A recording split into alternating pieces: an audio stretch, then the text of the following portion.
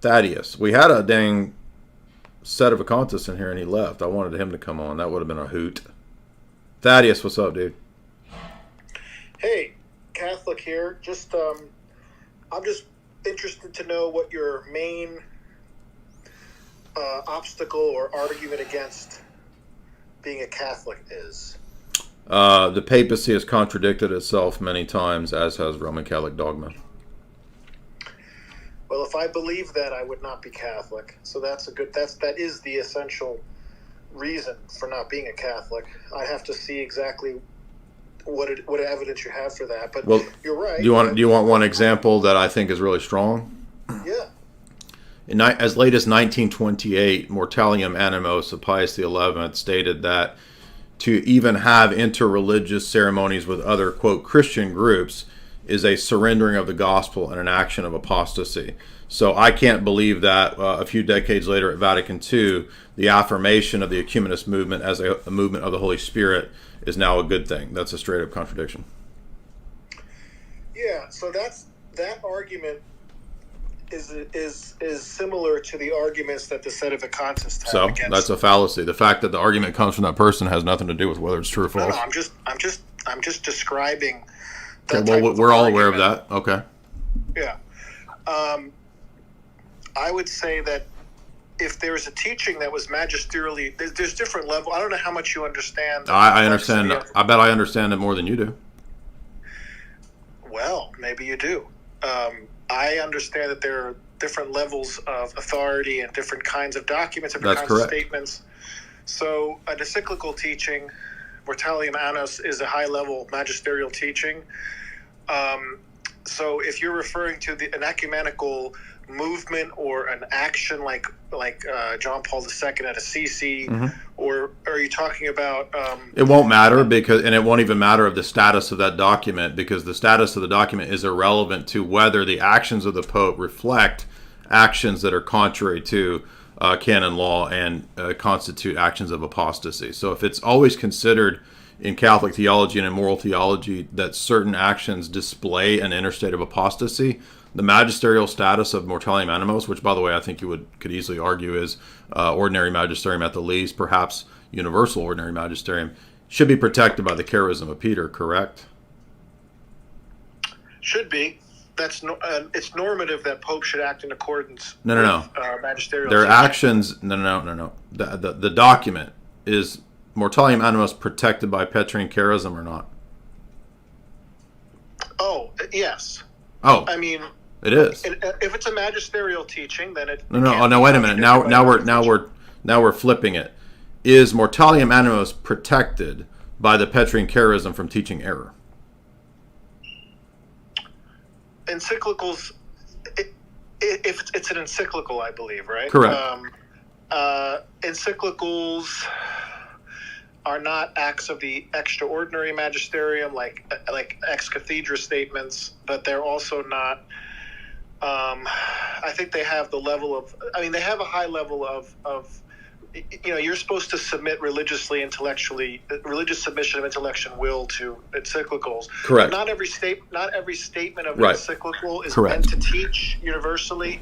So there could be errors of fact or sociological opinion in an encyclical. Okay. So is there any theological error in Mortalium Animos? Well, I don't think there is. No, I mean, I don't see why I would think there is. Okay, so it is, in fact, an action of apostasy to engage in interreligious dialogue or religious ceremonies, with Christians. You would have to, we'd have to examine exactly. Well, listen. That's the argument. That's the whole argument of that document, dude. Come on. All right. If you're arguing that a pope, a bishop, or a clergy, or a lay Catholic, or anyone with authority, merely by the fact of disobeying a magisterial teaching. No, nobody argued that. Well, I mean, I'm not sure what you mentioned an ecumenical. Again, I'm going to say that Mortalium Animos contradicts Vatican II. How's that? Nostra Aetate. Nostra Aetate contradicts what? Mortalium Animos. If you want a specific document, how's that? Because when they go and do these prayer ceremonies, it's based on the teachings of Lumen Gentium 16 and Nostra Aetate. if Nostra Aetate can be read in accordance with the tradition, a hermeneutic of continuity, it needs to be read that way. Okay. So what's the tradition of continuity that establishes how Muslims have the same faith of Abraham? Can you cite anybody prior to Vatican II that believed or held that, or that Judaism is a valid path for Jews? Whatever statement you're talking about has to be read in context and also in accordance with the tradition. It has to be read. So wait a minute. I thought dogmatic definitions were stated to make things clear, but now you're saying that I actually need another hermeneutical key to understand the dogmatic definitions. If you're reading two dogmatic statements in Catholic magisterial teaching of the same level, you can't find any contradictions between same. That's very cool to restate your position, but that's the thing. That's the thing that's in question. So thanks for restating your argument. But what is the hermeneutic of continuity that shows that prior to Nostra Aetate, Jews and Muslims have the faith of Abraham in Catholic theology? Where is that statement being made? Lumen Gentium 16 and Nostra Aetate, the declaration. In what context? Do you want me to read it for you? I've got it pulled up. And then again, one statement within it only requires one statement. No. Yes, it does. And one statement contradiction is all that's needed. Why does it matter how many statements it is? And I gave you two statements. I didn't give you one. I gave you two. Lumen Gentium 16, Nostra Aetate 3. This is very similar to Brother Diamond. It doesn't matter. So that's a fallacy. That's a cool fallacy. You got any more fallacies you want to throw out? Do you want me to read the statement? The way you're setting it up. It doesn't matter. That's a fallacy. That's a genetic fallacy. What's a fallacy? Genetic fallacy. That I compared you to Brother Diamond? That the source of the argument has anything to do with whether your argument is true or false. Do you know what the genetic fallacy is? Of course I do. Okay, so then why are you making the genetic fallacy? The problem here is... So you don't want me to read the actual text? No, you go ahead and read it, yeah. The church regards with esteem the Muslims. They adore the one God living and subsisting in himself, merciful, all-powerful, creator of heaven and earth, who spoke to man. They take pains to submit to his inscrutable decrees, just as Abraham, with whom the faith of Islam takes pleasure in submitting to God. Do you think that Jews and Catholics and Muslims all have the faith of Abraham? It's too complex of a... but I thought wait a minute. I thought dogmatic definitions were there to make it clear. Where's the dogmatic definition? You don't think so now ecumenical councils aren't dogmatic definitions? No, they're not. Oh my gosh. I quoted you a council, dude. That wasn't Mortalium Animos. You don't even know your own documents. A council statement in a council document, one statement is not a dogmatic. Yes, it is. Yeah, yes, it is.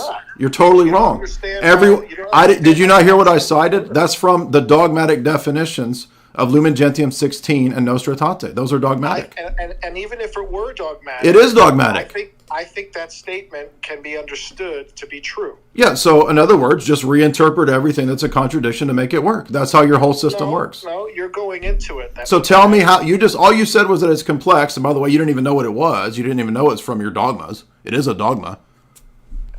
Wait, what? It's not a dogma. It is a dogma. Okay, you don't think Lumen Gentium is dogmatic?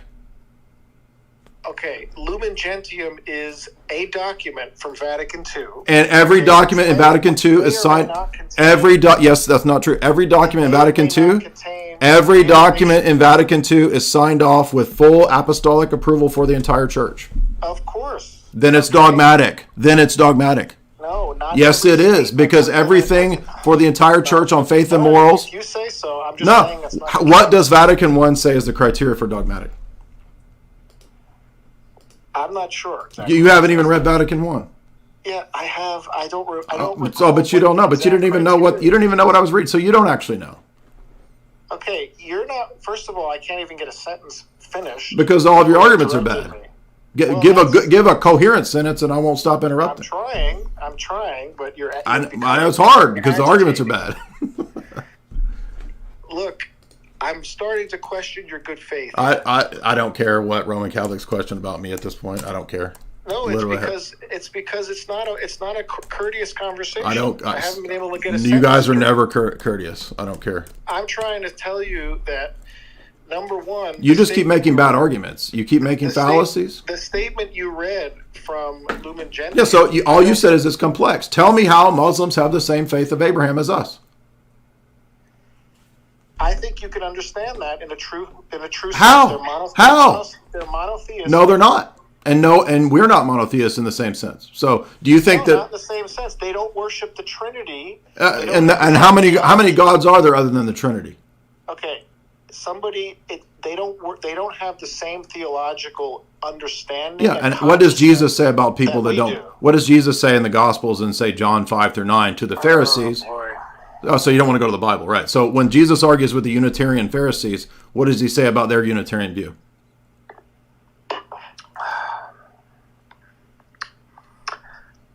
What does Jesus say about their Unitarian view? Yes, the Pharisees in John 5-9, who have an identical position to the Muslims on this, what does he say about their view? You mean if you knew the Father, if you knew me, you'd know the Father, that kind of thing? Yeah, does their Unitarian, does it count for anything in Jesus' mind in John 5-9? That's a whole different concept. No, it's not. It's an identical. Now you're a liar because you know it's talking about the exact same thing. They are rejecting the incarnate God right in front of them. You mean like Muslims? You mean like Muslims? You mean like Muslims? Muslims are not. We're not. Okay. Yeah, exactly. Right yeah, now, exactly. At this time in history, we're talking about the Pharisees. This is you're a sophist. Do you understand? This is why your whole religion is a ridiculous joke because it's sophistry. You have to resort to this nonsense. You're a PhD in what? You're not open to the possibility that you could be mistaken in how you interpret. Oh, I'm absolutely. Then why can't you, as a PhD, tell me how to make sense of this passage? I'm trying. Okay? You haven't given any arguments other than it's complex. I'm giving it a shot. I've been trying to assert things, and you interrupt. Because they're bad assertions and they're bad arguments and they're fallacies. That's your opinion. It's not. When you gave a genetic fallacy, that's not my opinion. Okay, I did not give a genetic fallacy. You said you're making the Diamond Brothers argument. Yeah, I was. That's a genetic fallacy.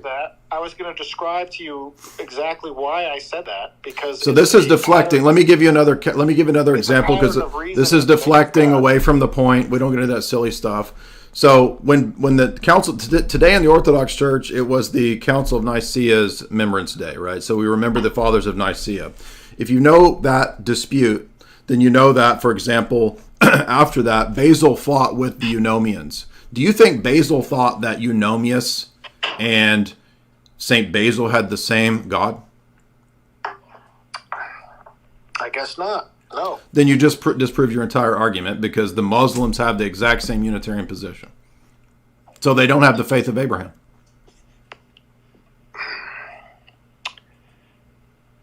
Appealing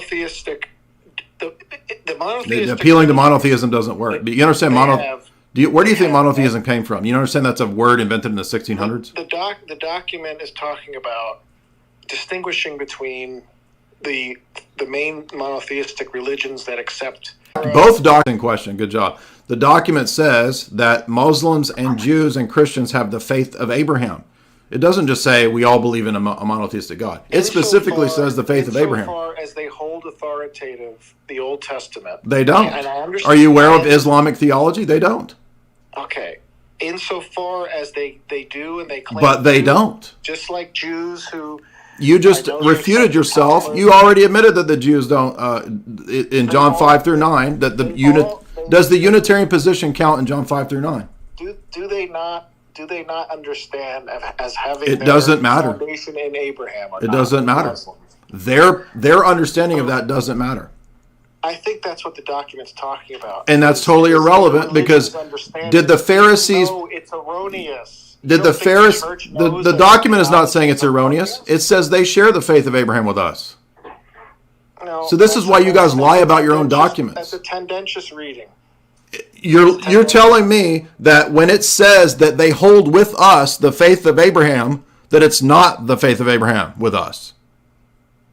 So you guys are just dishonest with your own damn documents. I can't. This is just ridiculous. That's a PhD Roman Catholic for you right there. Everyone can read this document.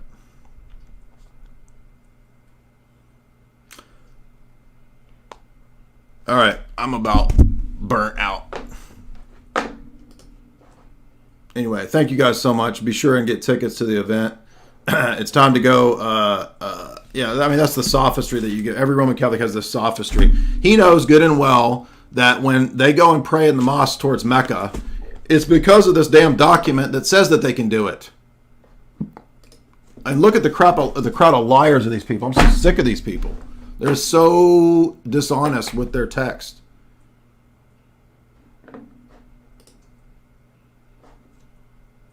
He knows damn well that the reason that they go and pray in the mosque towards Mecca is because of what this document posits.